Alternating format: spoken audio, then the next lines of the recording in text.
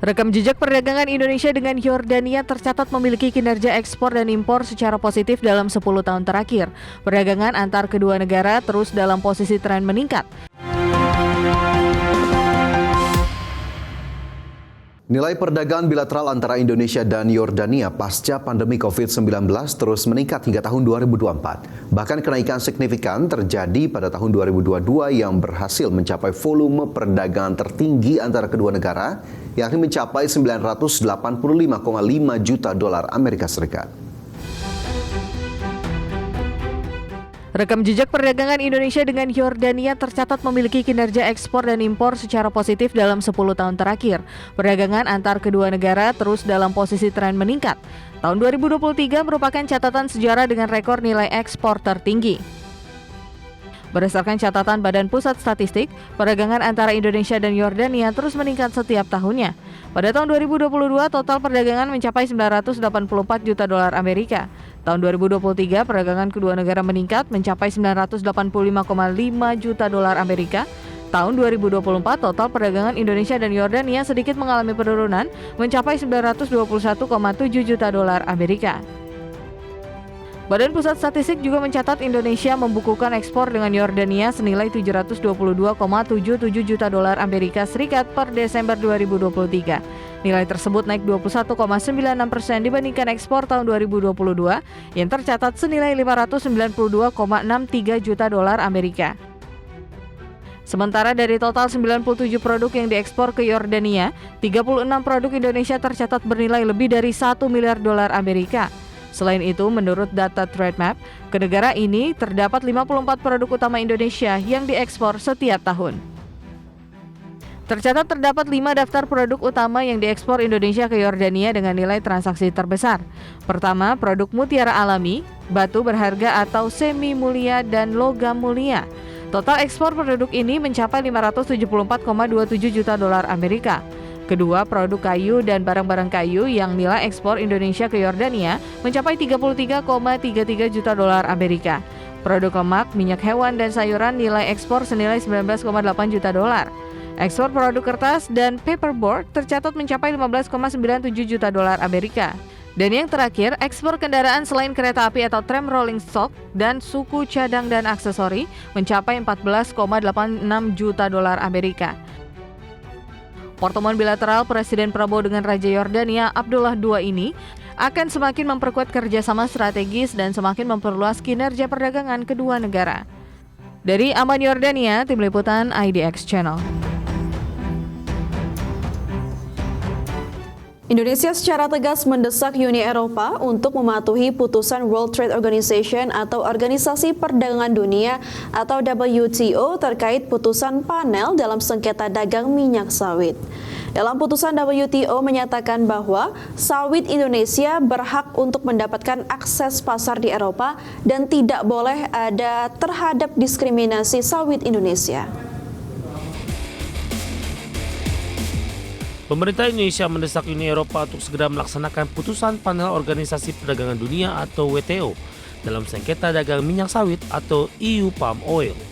Desakan Indonesia ini seiring berakhirnya masa implementasi kebijakan yang diberikan kepada blok tersebut, di mana Selasa 24 Februari 2026 menjadi tenggat akhir periode 12 bulan pelaksanaan putusan atau Reasonable Period of Time atau RPT bagi Uni Eropa untuk menyesuaikan aturan yang dinilai melanggar ketentuan WTO.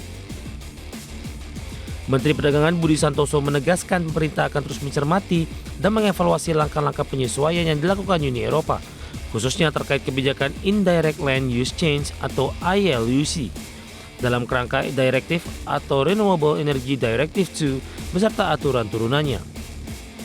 Dalam keterangan tertulis, Mendak Budi Santoso menyatakan setelah masa Reasonable Period of Time berakhir, pemerintah akan melakukan penilaian komprehensif dari sisi regulasi, metodologi hingga dampak terhadap arus perdagangan untuk memastikan Uni Eropa telah menjalankan putusan panel WTO dan menghapus perilaku diskriminatif terhadap produk sawit Indonesia.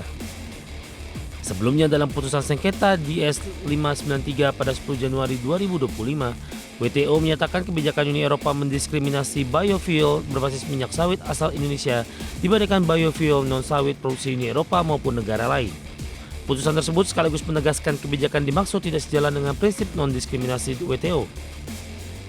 Pemerintah Indonesia sendiri telah membuka ruang dialog dengan pihak Uni Eropa untuk memastikan kesiapan dari sisi hukum maupun teknis. Pendekatan yang ditempuh mencerminkan komitmen Indonesia dalam melindungi kepentingan nasional sekaligus menjaga kesinambungan akses pasar sawit ke kawasan Eropa. Dari Jakarta, Adex Channel. Masih bersama kami pemirsa, pemerintah melalui Kementerian Ketenagakerjaan memastikan pemberian tunjangan hari raya bagi para pekerja dapat dibayarkan selambat-lambatnya H-7 Lebaran. Pemerintah akan memberikan sanksi tegas jika ada perusahaan yang tidak membayar THR. Pemerintah melalui Kementerian Ketenagakerjaan memastikan pemberian tunjangan hari raya atau THR dari perusahaan ke pekerja masih mengacu pada regulasi lama, yakni selambat-lambatnya 7 hari sebelum Hari Raya Idul Fitri atau H-7 Lebaran. Menteri Ketenagakerjaan Yasirli memastikan saat ini pihaknya tengah berkoordinasi dengan Kementerian Sekretariat Negara terkait pengumuman surat edaran tentang pelaksanaan pemberian THR bagi pekerja. Menakar menegaskan pemberian THR merupakan kewajiban yang harus dilaksanakan perusahaan kepada para pekerjanya. Hal ini sesuai dengan Peraturan Pemerintah Nomor 36 Tahun 2021 dan Permenaker Nomor 6 Tahun 2016 yang mengatur kebijakan pengupahan di Indonesia serta tentang tunjangan hari raya keagamaan bagi pekerja atau buruh di perusahaan. Kalau secara wajibnya kan memang H-7. Nanti kita tunggu, kita sedang koordinasi dengan Kementerian Setnek, nanti diumumkan secara bersama nanti.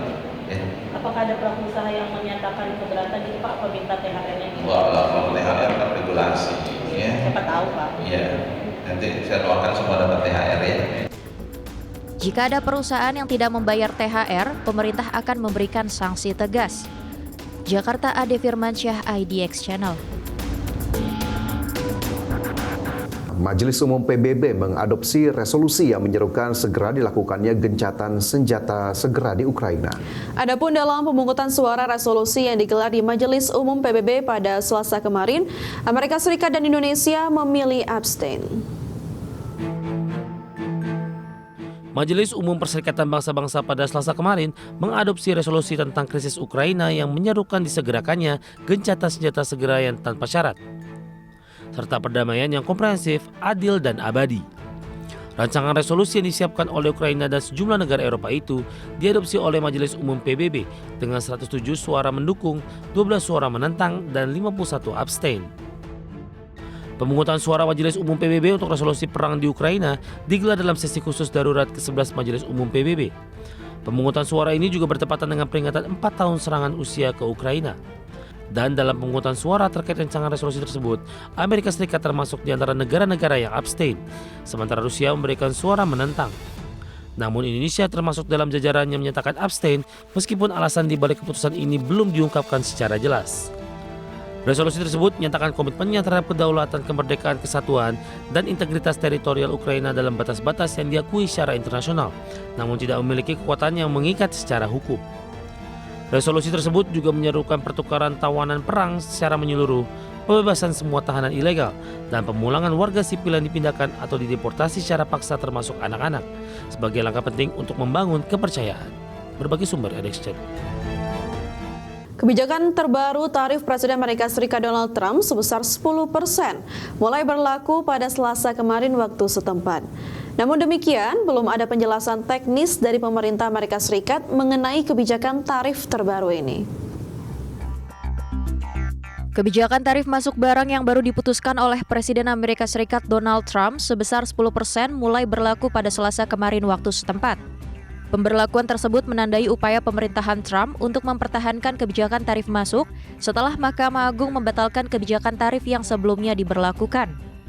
Namun belum ada kejelasan dari pihak pemerintah Amerika Serikat mengenai pemberlakuan tarif terbaru sebesar 10% ini. Adapun Trump dalam pidatonya di hadapan Kongres hanya mengatakan bahwa tidak ada negara ataupun korporasi yang membatalkan perjanjian perdagangan usai keputusan Mahkamah Agung yang menganulir sebagian kebijakan tarif. But the good news is that almost all countries and corporations want to keep the deal that they already made, right, Scott?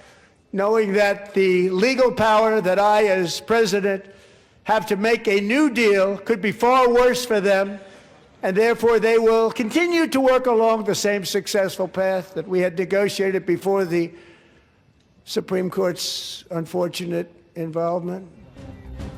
Kurangnya kejelasan mengenai acuan pemberlakuan tarif oleh pemerintah Amerika Serikat menimbulkan kebingungan di seluruh dunia tentang agenda tarif Trump.